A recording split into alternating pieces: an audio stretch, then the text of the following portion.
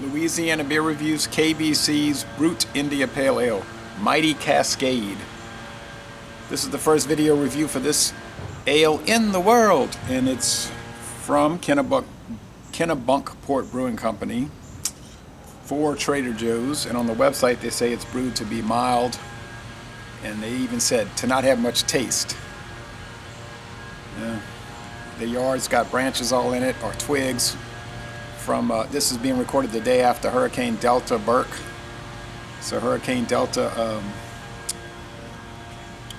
we were on the edges of it, but it knocked down a lot of branches. Okay, so of course they're over there with their power equipment. Woo, 8 a.m. they're out there. Hooray for the Cascade hop, the hop that changed the beer biz.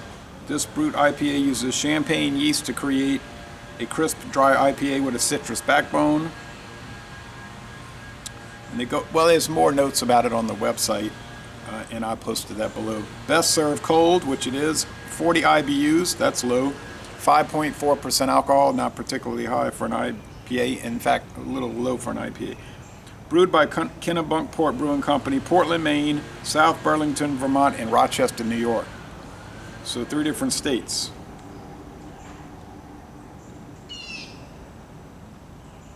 It says BO04, BO period, 04 period, 22 period, 2020. What is this? Bottled on April 22nd, 2020. Canned on. Never before seen it, so it just got put on the shelves at Trader Joe's, I suppose. Well, I hadn't been to Trader Joe's since March because of the Cocoa V. The line was closed for a few weeks, and then the line was so long, it finally went in. So maybe it's been on the shelf for a while. But they're saying they brewed it to be rather tasteless, so I probably didn't lose much. Gets a good score on Beer Advocate with 29 check-ins, 83 out of 100. Rate Beer hates it, 36 out of 100. Terrible score. 11 out of 100 in the style. So in the Brut IPA style, it's horrendously bad, they're saying, but with only 21 check-ins. I mean, with 3,024 check-ins on Untapped, they're giving it a 70, which is pretty good for Untapped. So I have a feeling it's a lot better than the horrible thing they're saying. So brewed on the coast of Maine, or in Vermont, or New York. And I would guess that the vast majority of the production's coming from the huge brewery in Rochester, New York, which I'd love to tour. Went there, toured the pilot brewery, like a little showcase brewery. Little small area, one room really. So we didn't really tour it. We just you could look down into it off the elevated area, and the guy was like, "Well, the floor's all wet because we were cleaning it, so you can't come onto the floor." But the brewmaster was pointing out, "Here's this, here's that." And it's pretty simple. But the main facility, that's what I'd like to see. But they don't give tours for the really interesting part. Anyway. A spongy white head, stark white head. Here comes the sun over that roof line. It's orange, no, orange gold, more gold than orange. Some clinging bubbles to the side, and some sending bubbles. So know that I didn't find any video reviews on online. So this will be the first, hopefully not the last. I'd watch the other reviews. It's $8.99 for a 4-pack. I bought a single, so it was $2.25 for the single. Not bad for a sample. KBC, I believe that, I'm almost certain that's an alias. KBC Federal Jacks is an alias for Shipyard Brewing. I believe Shipyard handles a lot of beers. For Trader Joe's, like their KBC Pumpkin beer, which is tastes suspiciously identical to the Pumpkinhead. Now I'm going to look on I forgot to do this, but I'm going to look on the Shipyard website and see if they have a Brut IPA, and if it matches the specs, I'll know it's the same.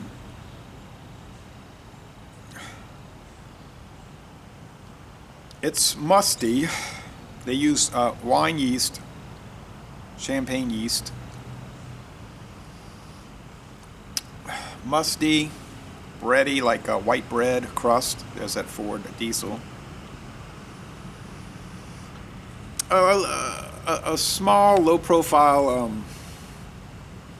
citrus hoppiness. This is going to probably be more like a strong pale ale than an IPA. And if it's IPA, it's going to be low level. Now, I have liked most, not all, but most of the Brut IPAs I tried. They were a splash about 3 years ago. Then they very quickly disappeared. There's a few around I see, but they're old bottles and cans from like, I think he's having trouble with that truck.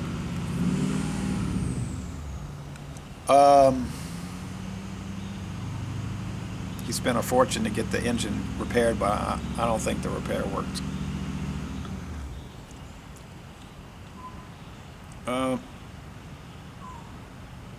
It's hard to describe. It's like a strange yeasty quality, unlike most IPAs I've had. It's interesting, but yeah, the Brut IPAs I tried were mostly good, but they didn't catch on, and I don't know why. Trader Joe's decided, let's roll one out for 2020, because that's when this came out, 2020. But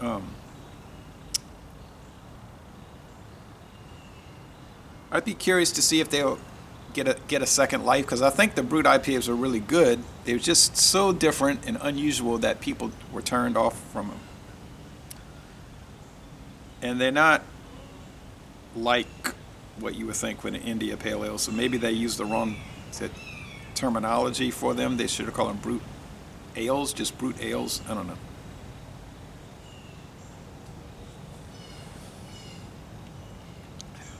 The taste.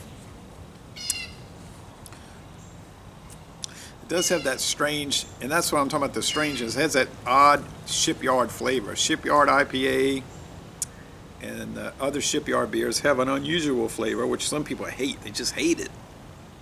And I hear a lot of negative things often about shipyard. We don't get shipyard around here anymore, except we got the Pumpkinhead and the big one, the Smash, I think it's called Smash Pumpkin, which I didn't buy. I thought it was rather expensive at Dorganak's this year. I've had it before. But I don't think uniqueness is necessarily indicative of bad. It's just different.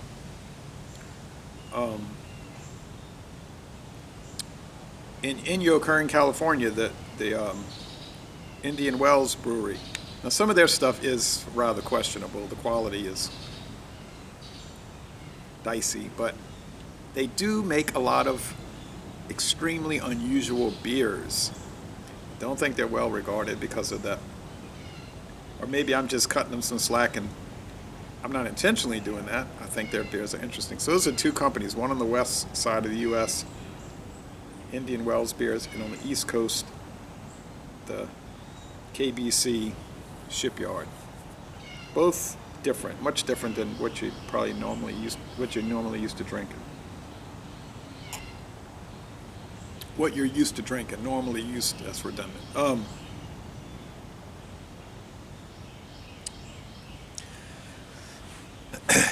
It's supposed to be very dry. That's what a Brut champagne is, dry, meaning not sweet. Almost make you thirsty drinking it. This is extremely prickly in the carbonation like a champagne, and it is very dry. The flavor profile is low, tamped down by design, so you can't. It would be nonsensical to berate a beer because it tastes like it was designed to taste. It's designed to be very dry and to have a low level amount of flavor. Be drinkable and have a decent body, clean, crisp finish. It has all that. Now you could say, well, I don't like that kind of thing. Okay, fine, but it doesn't make it bad. It's just you don't like that kind of thing. All right? Some people say, well, I don't like this kind of sausage. It's too salty. I hate that style. Okay, but it doesn't make the product bad. It's you don't like it because it's too salty, and all the ones you eat are too salty. Okay, don't eat it. So I think a lot of times people confuse style with personal preference, and they'll let their personal preference be the style guide, which is not a good thing. In the style, it's good. It's very good. I got to determine if it's going to go into the A range, and I have a feeling it will. But it is unusual. It's has a similar. It is in the same realm as those, which they no longer make, unfortunately, the Trouble Brewing craft beer so-called line from Rochester for Walmart. Trouble Brewing IPA, red ale, pale ale. And there was a fourth one. India pale ale, red ale. Can't remember. They were all canned, 12 packs, cheap, like some crazy cheap price. But they had an unusual flavor. So people say, oh, it's terrible, terrible, terrible, terrible. I said, it's not terrible. It's just different. Unique. Which to me is a benefit in a way, because I get tired of drinking the same, drink 50 IPAs, they all taste like fruit salad. Well, that's nice, I guess, but you get tired of it. Or 50 West Coast, they all taste like pine needles, pine oil, which I like that, But it's something to be said for different things. I don't believe I gave any of the Trouble Brewing an A. Maybe one got an A minus, but I can't remember. But they're memorable. It's like you can remember the taste, the strange taste. This is in there. Old Thumper, Double Old Thumper, Monkey Fist, Shipyard IPA, Pumpkinhead, Pumpkin Smash Pumpkin. This. They're not the greatest thing, although the Double Old Thumper was close to being in that greatest thing taste. But they're memorable. They're differentiated, and I like that. I like it. You might hate it. All right, so Les Bon Ton Relais, I think I'm going to score this. Yeah, 91 out of 100. A minus. It's all right. Wouldn't go running out to get it. But a lot of y'all that watch have access to Trader Joe's. You might go in there and see it. Buy it, try it. For $2.25 a can, not much downside on that. You hadn't lost anything. And I have a feeling you're going to gain from it.